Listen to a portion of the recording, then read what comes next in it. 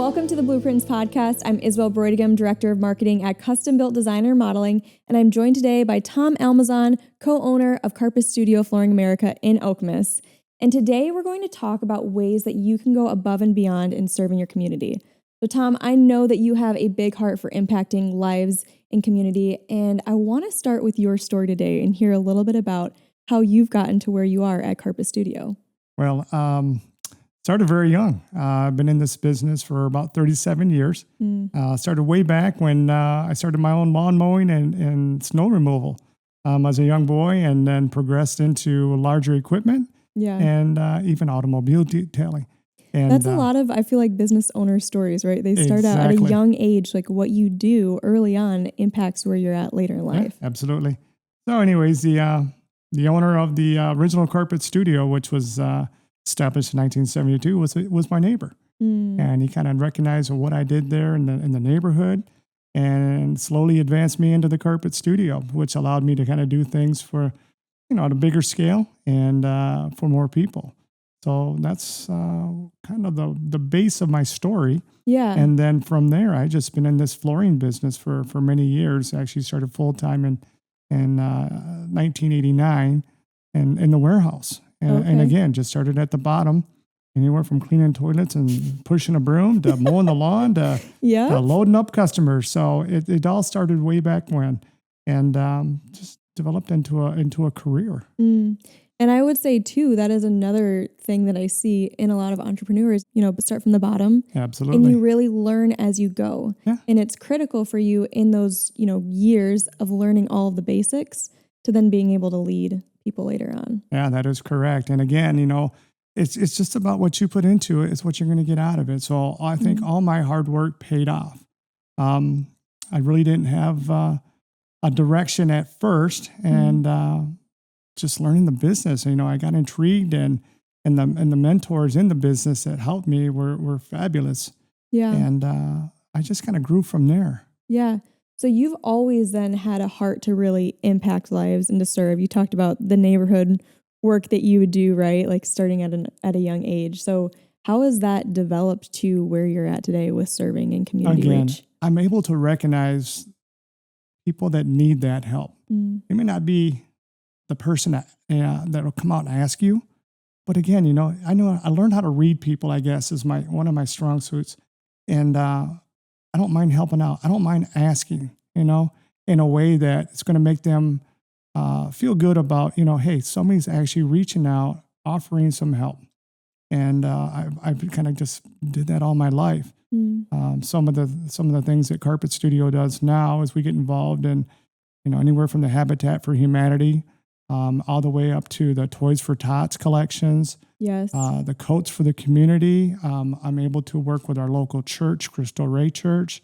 And we have our Knights of Columbus team there that we do things for Thanksgiving, preparing baskets and meals. We feed our senior citizens, tag team with the Lansing Center, which has always been very gracious to us, where they'll donate food. So I'm able to serve a lot of people that are in need of just a meal. Lansing Center has been gracious to donate up to 100 to 200 trays of food that's already prepared and frozen that we go pick up and then distribute out throughout the community. So that's a big thing that we like to do. It's just part of what Carpet Studio likes to do to help our community. Yeah, and it's really part of what you like to do, right? Absolutely. I mean, I think the heart of it is it's your heart, and then you're utilizing your business, your connections, your resources through that to just make such a big impact. Yeah, and it's great to reach out to local businesses other than us, and they're all willing to do that. If I can share what I do and what we do as a team, they're always willing to get involved. And it's been great to have the people right along with us.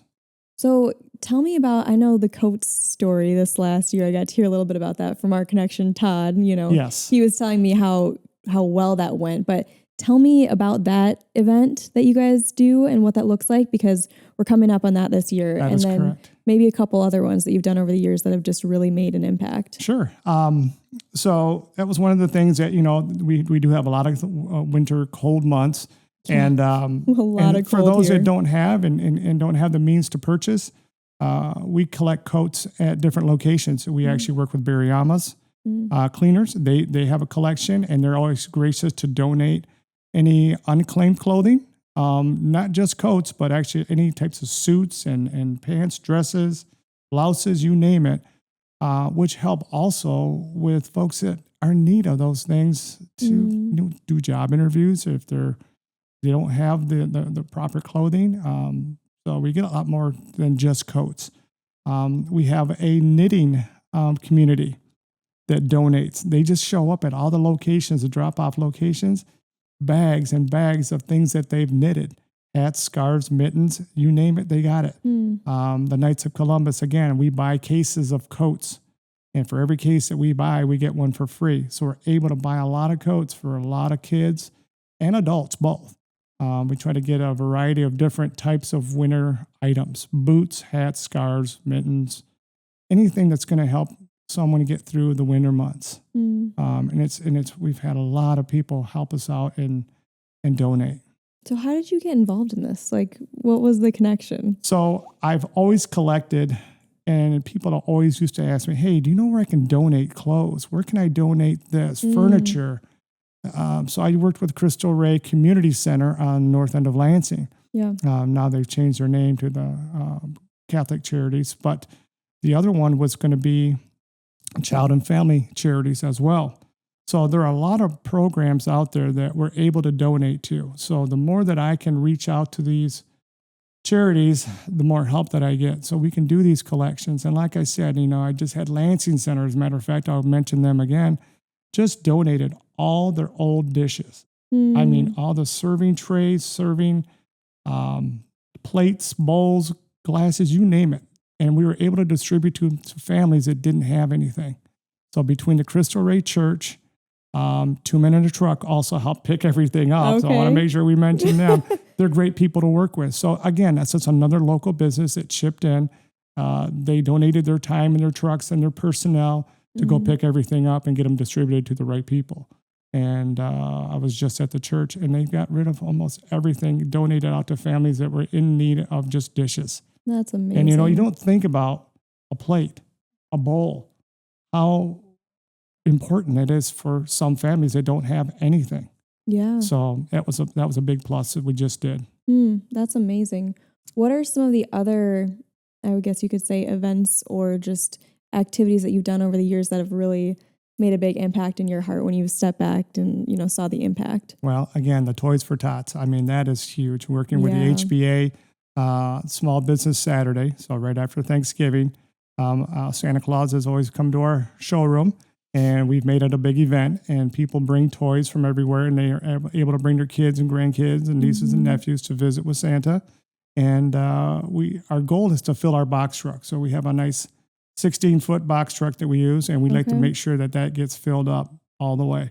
And we're able to help the HBA's goals grow every year. So that's been a great thing to do. And again, the coats, I go back to that because that is a huge event for us. Yeah, the coats, I know this last year, like I walked through WLNS and they were lined the whole hallway. It was filled with coats. Absolutely. And Todd was like, I'm still picking up coats. Like we still have more. So I don't know if do you have a number on how many coats there were? I don't because there's so many. Nobody has the time to count them all. Which is amazing. Yeah. So cool. And I'll mention another thing. We had a local flooring store that had a fire at one point. We jump in. We jump in as a community, as a team, and help them get through their process of rebuilding. And there's been instances where we just have families that just need flooring, and we've done some donations there. Our installers are gracious enough to go do the labor end of it, and we've donated carpet and pad and made someone's home comfortable for them to feel good about where they're living. Yeah, that's so cool. And I love that you just said you helped another flooring company out, like somebody who does what you do. Exactly. And some, owners' mindsets are that would be competition. Correct. But we have seen this over the year, and you have too. It sounds like collaboration, not competition. And how can we help each other? Because there is more than enough to go around. Absolutely. Right. And really, when you have open hands, that's when opportunities keep coming. Exactly. Yes. Yeah. We do these local fiestas too. Lansing Fiesta is huge. We did second year now, and we're already planning for the third year. And again, bringing local businesses and the things that a lot of these businesses get involved with, and we're able to help the community even more. We're just building that wall of people that help donate. Yeah. And it's a great feeling. It's a great feeling. Absolutely. So to the entrepreneur or, the business leader who's looking to get involved to make a greater impact in their community, where would you tell them to start? Because I know you've got years of experience and years of connection, right? So where would you start if you had nothing today? It was ground zero. You've got your business. You want to make a difference, but ground zero. Yeah. You got to have communication. I mean, again, reading people and reaching out.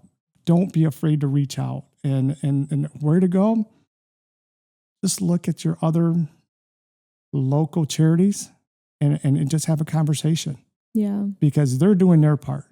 But it seems like these charities are always hurting for help. So if you want to be a part of that, you want to help, just reach out to a local charity and say, what can I do? Where do you need help? Let me be a part. And then you grow from there. So Tom, you're doing incredible things over at Carpet Studio Flooring America, and it's so awesome to be a partner of your guys's. I mean, we do a lot of custom built, and I just see there being more collaboration here in the future with these different events and things that you have going on. But for someone, you talked a little bit about what it would look like to get started, but for someone today, is there anything else that you would tell them, hey, here's how you can get started? Well, again, in everyday life, you have a ton of resources, so don't be afraid to use your resources. I know that I have helped others that had no clue how to get started, but reach out to me. I mean, call me. I've always got something going. I always need help. So feel free to reach out to me. I'll get you directed and I'll get you involved. And it is the greatest feeling when you can help, but it's a frustrating feeling when you don't have the help. That's my thing. I wish I could do more. And I know I could with the right amount of help and the right amount of volunteers. So give me a call. Yeah. I'd love to get people started in a direction that will give you a satisfaction like you have never had. And it's just a great feeling to help others.